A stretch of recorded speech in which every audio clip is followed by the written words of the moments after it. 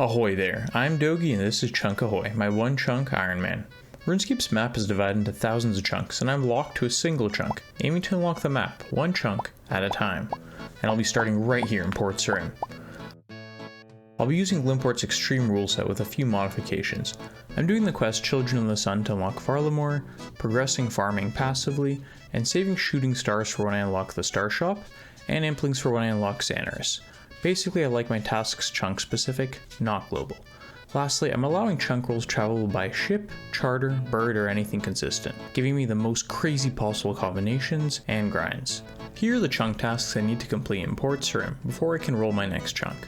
Pickpocketing a citizen, casting Windstrike, starting Pirate's Treasure, and in this chunk I must obtain and equip the following: a wizard hat for my best magic helm, and a bronze med helm as my best melee helm for a 1 in 64 drop for men and women. Surprisingly, my best in slot mage weapon is an iron dagger with a teeny tiny +1 magic attack bonus. You're a wizard, Harry. This is a 1 in 128 drop for men and women. And lastly, an adamant battle axe for my best melee weapon, obtainable from the battle axe shop. Due to this adamant battle axe, we'll of course need 30 attack to equip it. The biggest chunk task in Port Sarim, however, will be to get 58 cooking to be able to cook a pita bread. With that being said, let's explore my starting chunk. Welcome to Port Sarim. Let's go take a look at the battle axe shop. Okay, let's see the costs. Okay, it's not bad. Okay, now we're getting into expensive territory. Alright, that's fine. Alright, next we're going to take a look at the jewelry shop. Unfortunately, although it looks like it's stocked, this jewelry shop has 0 stock normally. So anyone can sell to it, but an Ironman can't actually buy from a shop that's overstocked. So it's useless. Okay, next is Betty here. Betty has 2 of our tasks, and this rune shop will definitely come in clutch in the future. There's so many great runes here. That's awesome. We're gonna go start Pirate's Treasure. This will be really quick. Yes, I'm in search of treasure. Do you have treasure for me? The treasure of a task? Okay, and we're done. Right, that's it. Okay, task complete, that's awesome. Alright, there's Veos. He lets us get into Karen for rollable chunks.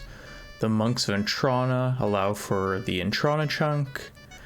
And Seagulls, they're gonna be our best friends for a while. Love these guys. So cute.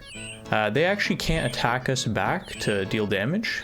They can attack us, they just can't deal damage. It's physically impossible based on their stats. So anyway, these guys are gonna be great. First bone on the account. Bam, let's get that prayer journey started. Okay, moving along. Oh, avoid the thief. Okay. We have the Karumja ship that allows to roll one tiny little section of Karumja. It basically is just the charter ship. Kind of a lame roll, but whatever. In the future, that could be a bit rough. Seagulls and the Squire for Void Knight Outpost. Pest control, that'd be cool. And then we have the ship for Dragon Slayer 1. Yeah, we're not going to be doing that for a long time.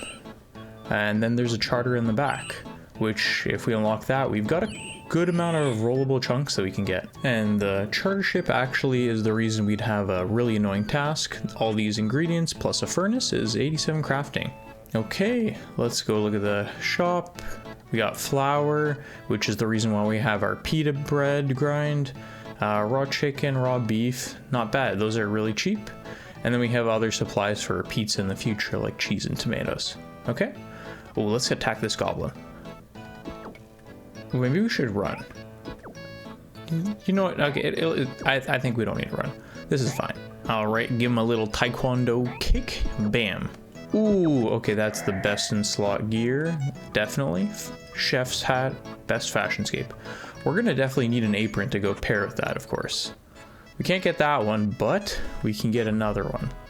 Let's go run into the fishing shop, which is gonna be pretty important for us. Okay. Free thievery. Now we're looking like a chef. Mwah, chef's kiss over there. Okay, what do we have here? A lot of fishing supplies, which we can't use because we don't have a single fishing spot. And then the sardines, which are 10 GP each. Okay, that's not bad, but a little pricey. It's nice that they have 200 in stock though. That is great. They are one cooking requirement, so pretty simple. So let's do some quick napkin maths here. That is 10 times the price, but it's 40 experience instead of 30 experience. That's definitely a good bit more expensive GP to XP, but it is 200 in stock. Ooh. I hope we don't run off into the side pickpocketing them. Can we go in here? Nope. We cannot go in there. Okay. Avoid the thief. Alright, time for the first pickpocket on the account. Let's go. And bam! That is the first task complete. Easy. Let's do that a little bit more. Level 2. Let's go. First level on the account. Gonna get a little cash stack. Let's see. What can we buy with this? Huge money pool. Let's just go finish another easy task. We're gonna go talk to Betty and buy a blue wizard hat. Okay, chunk task complete. And we're also gonna buy a mind rune and an air rune. We just need one, doesn't matter if we hit or not. And bam, wind strike cast, that's a task. That was a rhyme, I didn't mean to do it. Okay, we're just gonna beat the crap out of these seagulls. I mean, give these seagulls a lot of love. First strength level, let's go. And yeah, we're gonna do this while we regen health and keep kind of going back in that process. Whew, 3 strength. This is gonna take a while for sure. 4 strength. No way, first 2 on the account, let's go. Wow, I can't believe a chunk account is making me excited to max hit 2s. That's awesome. Nice, level 5 strength. Okay. And now that our health is full, it's time for us to go pickpocketing again. Just gonna repeat that process. Okay, come on, come on. Oh, no, no, no, no! Ah. Okay, well, the chunk's over. It was a good run. See you later. Just kidding, that's normal. 4 thieving. Okay. Alright. Ooh, double our cash stack. Okay, I think it's time for us to get some upgrades. Wrong store. Let's head to the battle axe shop and get our first weapon on the account. Okay, we can't afford the iron, I'm pretty sure, but we can afford the bronze. Okay, so yeah, those are getting a little expensive. Okay, yeah, I don't know which I should get. I mean, okay, I'm thinking bronze. It has more strength. You know, it is a weapon, right? It's probably pretty useful. At least, you know, it's at least probably giving me a slight upgrade. I don't know if it's worth coins even, but hey, you know, may as well try it, right? Alright, so real-time Dohgey was not smart here. If you look at the right, you can see the bronze battle axe quite literally makes my kills 33% slower than kicking seagulls, or using the iron dagger for men and women. And a steel or black battle axe is still worse than using your feet. Yeah, that's great. So the reason for this is that while strength bonus matters for damage and attack bonus for accuracy, the most important factor by far for DPS is attack speed. RuneScape uses a tick-based system where every tick of interaction takes 0.6 seconds. Now, the battle axe has a 6-tick attack speed, or 3.6 seconds, and a dagger or kicking are 4-tick attacks, or 2.4 seconds, explaining why there's a 33% DPS difference. The tiny strength bonus was definitely not worth it here for sure. Lesson learned. Are you ready to rumble? I think it's time for our seagull montage. Let's get those combats up and get the adamant battle axe.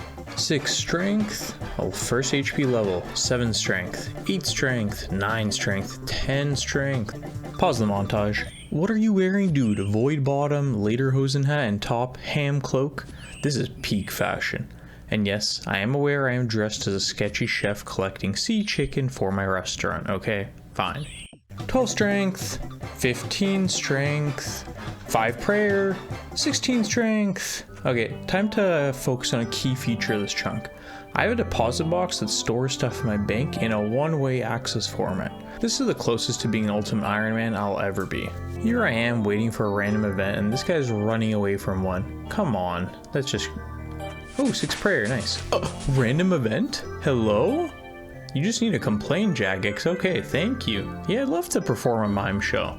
This will be fun. 1 hour later. And I'm done making mistakes.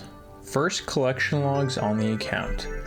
Mime boots and mime top, that's pretty sick. Nice fashion. 15 hit points, 20 strength, 5 attack to upgrade to steel. Nice. 10 prayer, 25 strength, 20 hit points, 10 attack, 15 attack, 20 attack. Oh, first gravedigger. Let's go. New fashion unlocked, zombie boots and shirt. Let's go. 15 prayer, 25 attack. Oh, first genie, let's go.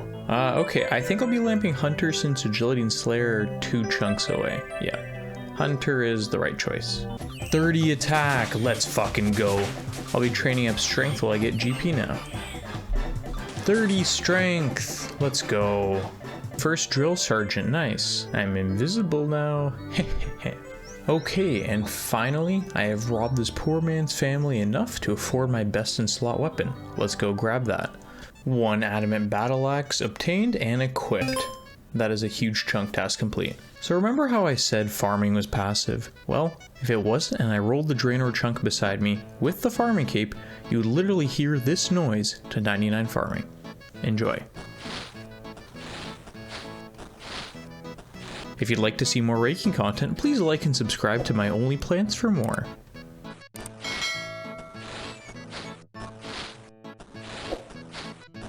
Alright, now that I'm getting into the 58 cooking grind, it's time to talk math. I'm going to be starting with cooking chicken and beef as they require level 1 cooking, and at 31 cooking they reach a 100% cook rate. So, not too bad. They are the cheapest at 1 GP each for 30 XP total per successfully cooked chicken. But they do have a large mental health tax with 13 world hops per inventory. After trying this out for a while, my conclusion is world hopping sucks. They're cheap, but it's just way too active. Alright, we gotta take a moment to admire this name. That's beautiful. And wow, famous. 5 defense, let's go. We're on the hunt for an iron dagger and a bronze med helm. 10 defense, let's go. We can wear black armor now. 15 defense. 21 prayer, nice. Oh, wait, is that the, oh my god, yes, finally. Task complete. We are looking stylish. Oh, I was just checking when I would get it and I finally got the iron dagger, nice. Let's go equip this bad boy. Whoa, look at that beauty. I literally just hopped to my first world and I found this guy. Hello. I think this is a fellow chunker. Hello? Anyone home? Alright, we're gonna come back to them. I literally just log in and I find Isaac Chunk, the chunker I previously met who is AFK. I added him and it turns out he's added me. Hey!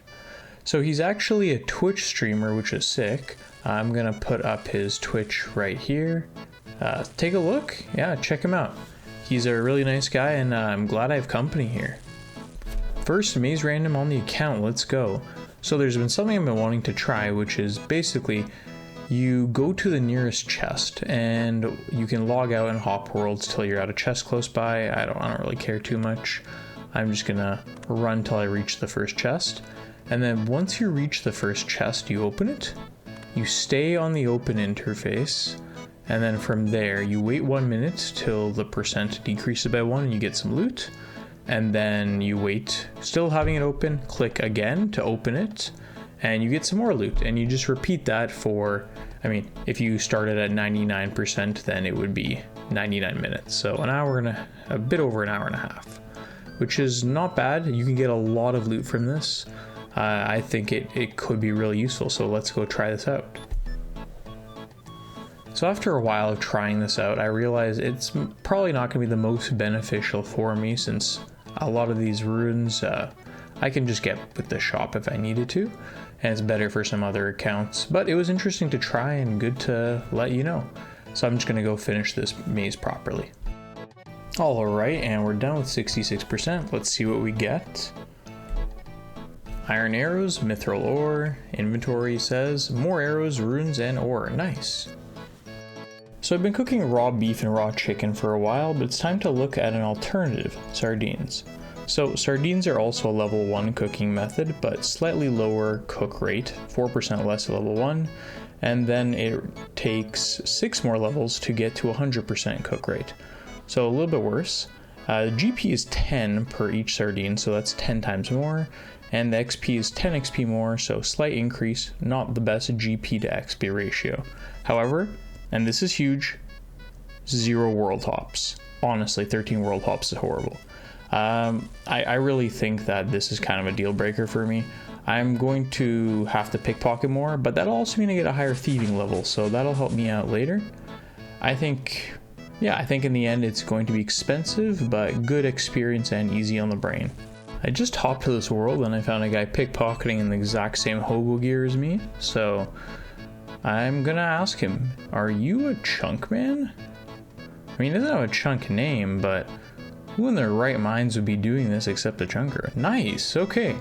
We've met a friend. Now that I'm 35 cooking, it's time to consider plain pizzas. So at 35 cooking, you can make them at 60% cook rate, and at level 68, 100% cook rate. So we're not going to get close to that in this chunk. 60% isn't that great, especially when you consider the fact that we're making about 5 pizzas in inventory, which is a lot of room for loss. Now it's 18 GP per pizza for 143 XP, so a pretty good GP to XP ratio, with only 2 world hops, which is way better than the raw beef and chicken. So in conclusion, I think it's cheaper than the sardines for sure, and cheapish compared to the raw chicken beef, but it's really annoying and it's just very inconsistent to make the whole pizza, buy the separate ingredients, put them together, and then burn all the pizza. I don't like burning all the pizza, sorry. So in the end, I'm going to be sticking with the sardines to hit 58 cooking. It might be a lot more thieving, which is active, but I can kind of brain rot that, and the cooking itself is extra AFK, so I'll take that at the cost of my wrist. RIP wrist, a moment of silence. And with that said, I think it's time to start our thieving grind. It's time to get 50k GP in order to finance my sardine addiction. Now it's time to sit back, relax, and enjoy the sight of me stealing the entire livelihood of this poor man from Port Sarim. Everybody, enjoy.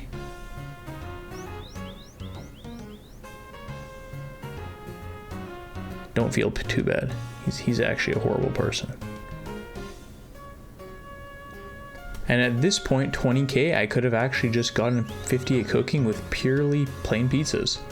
But that is horrible, and I'd rather go and destroy my wrist to get 50k GP than do pizzas. So that's that. So remember how I said he was a horrible person? I lied. He's not actually the horrible person I am. Can't believe you're all just watching me rob this poor man blind and none of you call the cops on me. You bunch of sickos. I'm proud of you. And we're done. Thank you for the college fund. And so our chunk is starting to come to an end. This has been a long grind for me. 50 hours of basically being a UIM trapped to this one chunk, only using training methods you can do from the start of the game. But it's been a fun journey, and I'm really excited to see where Chunk Ahoy takes me. So, if you don't mind, let's savor the last bit of our grind and enjoy some cooking ASMR. It's like Barbie's vomit. Sorry, chef. You're cooking like a donkey. No, chef. Come here, you muppet. Yes, chef. Come on. Yes, chef. This is not possible. Thank you, chef. It's been a long journey, but finally, I've completed my tutelage on Master Chef. I've done it. 58 cooking, let's go. I can finally cook pita bread, this stupid white circle. Oh my god. Alright, so let's go make 3 of those, just in case I burn them. I have trust issues. Okay, that's the right one. Okay. And let's cook that. Nice. And we cooked all 3, okay. We're done the final task. That's incredible.